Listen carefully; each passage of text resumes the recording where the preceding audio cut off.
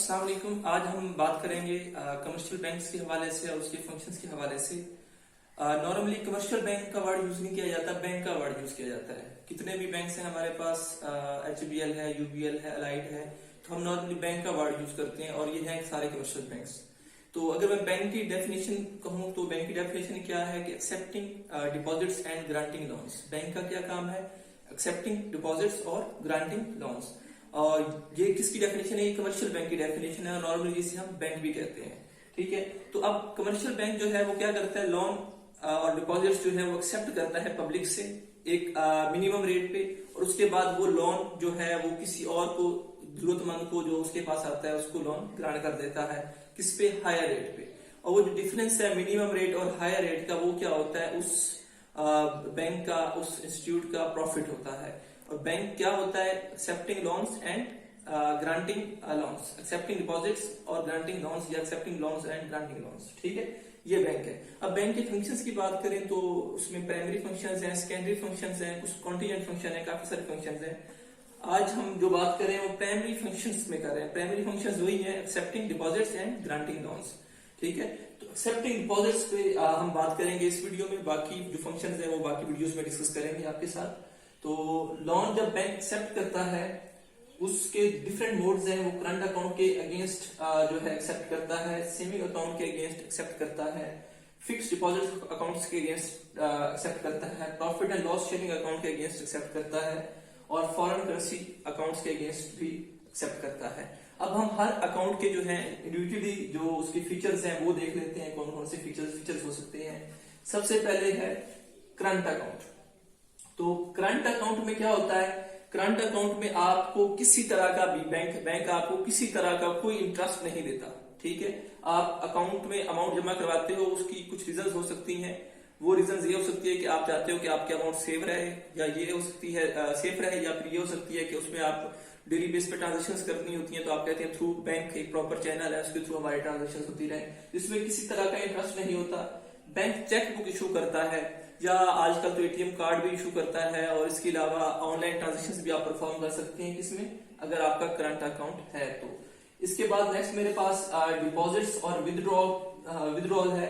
तो आपने अगर बैंक में अमाउंट जमा करवानी होती है तो आप क्या करते हो? पे इन स्लिप होती है। पे इन स्लिप किस लिए यूज की जाती है? अमाउंट जमा करवाने के लिए, अमाउंट डिपॉजिट करवाने के लिए आपके अकाउंट में।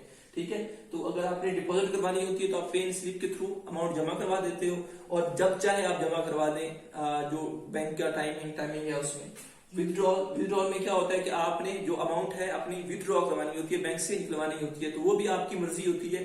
आप जब चाहे वहां से अमाउंट जो है विदड्रॉ करवा सकते हैं। और विदड्रॉ का चैनल कोई भी हो सकता है, चेकबुक हो सकती है, अकाउंट से ट्रांसफर हो सकते हैं, ऑनलाइन जो ट्रांसफर हो रहे होते हैं, पेमेंट्स हो रही होती हैं वो हो सकती हैं, ATM कार्ड यूज कर सकते हैं आप। ठीक है, इसके अलावा ये सूटेबिलिटी है, अगला ऑप्शन मेरे पास, अगला पॉइंट मेरे पास। सूटेबिलिटी से क्या मुराद है कि ये अकाउंट किन लोगों के लिए सूटेबल है? ये अकाउंट उन लोगों के लिए सूटेबल है जिन्होंने डेली बेस पे काफी सारी ट्रांजेक्शन्स करनी होती हैं। कभी उन्होंने चेक जमा करवाना होता है, कभी उन्होंने अमाउंट कलेक्ट करनी होती है, और कभी उन्होंने अमाउंट जमा करवानी होती है। और इसके अलावा इसमें एक और पॉइंट भी है, इसमें जो ज़कात है वो उसकी डिडक्शन नहीं होती। ज़कात की डिडक्शन नहीं होती, किसी तरह की भी कोई डिडक्शन नहीं होती ज़कात के हवाले से। बाकी सर्विस चार्जेस हैं वो बैंक आपको चार्ज करता है। इसके अलावा मेरे पास अगला जो पॉइंट है वो सेविंग अकाउंट है। तो सेविंग अकाउंट में क्या होता है? आपको एक प्रॉफिट दिया जाता है, एक इंटरेस्ट दिया जाता है आपके डिपॉजिट्स पे। विदड्रॉल्स के हवाले से ये है कि आप जो अमाउंट है वो विदड्रॉ करवा सकते हैं, लेकिन विदड्रॉ की एक लिमिट है कि आप कितनी अमाउंट विदड्रॉ करवा सकते हैं, इससे ज्यादा अमाउंट विदड्रॉ नहीं करवा सकते। ठीक है, और लिमिट दोनों वालों से है कि इतने टाइम्स में आप करवा सकते हैं और इतनी करवा सकते हैं। और एक और लिमिट भी है कि आप सपोज जो आपका बैलेंस है वो बैलेंस जो है वो इससे अगर कम होगा तो आपको प्रॉफिट नहीं दिया जाएगा। ठीक है, उसके बाद मिनिमम बैलेंस है, इसमें आपने एक बैलेंस रखना है मिनिमम। ठीक है, उससे कम बैलेंस पे आपको किसी तरह का कोई प्रॉफिट या इंटरेस्ट नहीं दिया जाएगा। उसके बाद इसमें ज़कात की डिडक्शन होती है। ठीक है, जो आपका प्रॉफिट होता है उस पे ज़कात की डिडक्शन होती है, और जो टैक्स होता है उस पे भी ज़कात की डिडक्शन होती है। इसके अलावा जब हम सूटेबिलिटी की बात करते हैं तो जब वो लोग जिन्हें आप कह सकते हैं कुछ टाइम के लिए पैसों की जरूरत नहीं होती, या अमाउंट उनके पास काफी सारी होती है, उन्हें लगता है कि कुछ पैसों की जरूरत हमें पड़ सकती है, ठीक है, और कुछ की हमें शायद जरूरत नहीं पड़ेगी, तो वो लोग जो है उनके लिए ये सूटेबल है कि वो सेविंग अकाउंट जो है अपना बैंक में ओपन करवाएं।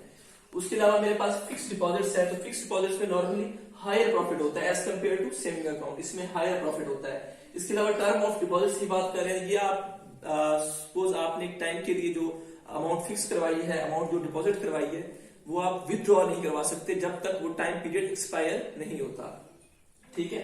उसके बाद ज़कात डिडक्शन और टैक्स डिडक्शन है, तो इसमें ज़कात की डिडक्शन भी होती है। रमजान की फर्स्ट को ज़कात की डिडक्शन हो जाती है जो कि 2.5% है आपके प्रॉफिट का।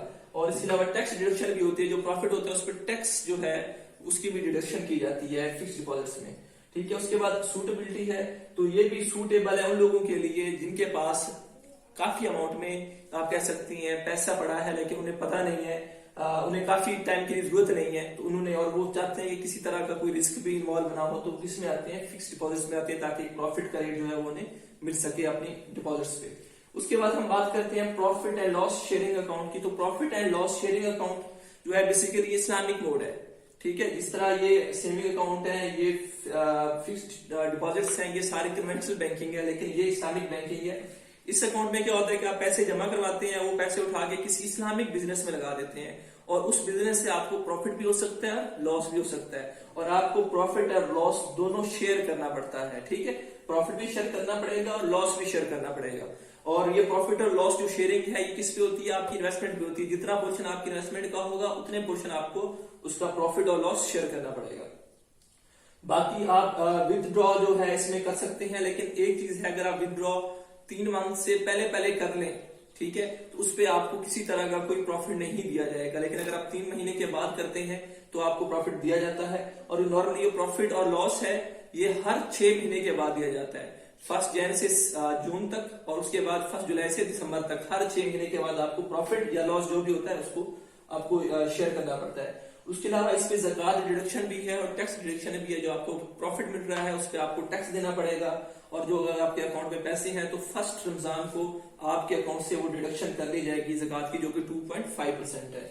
उसके अलावा सूटेबिलिटी है उन लोगों के लिए जो कि जिनके आप कह सकते हैं जो थॉट्स हैं वो इस्लामिक थॉट्स हैं, और वो अपना अमाउंट कहीं इन्वेस्ट करना चाहते हैं, वो चाहते हैं कि इस्लामिक मोड में जो है इस्लामिक बिजनेस में वो अमाउंट इन्वेस्ट हो, तो ये उनके लिए ज्यादा सूटेबल है। उसके बाद लास्ट में मेरे पास है फॉरेन करेंसी अकाउंट।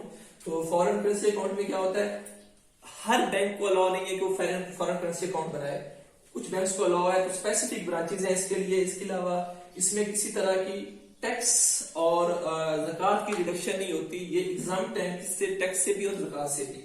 इसके अलावा इसका डिपॉजिट जो होते हैं उनके पास उनपे इंटरेस्ट प्रोवाइड किया जाता है, बैंक उनपे इंटरेस्ट देता है।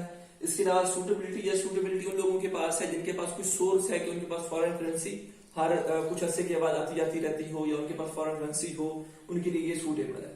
Thank you so much. इंशाल्लाह इसके बाद हम नेक्स्ट फंक्शन जो कि हमारा प्राइमरी फंक्शन ही होगा, लेकिन वो क्या नाम होगा उसका, ग्रांटिंग लोन्स, उस पर बात करेंगे। Thank you so much. Allah Hafiz.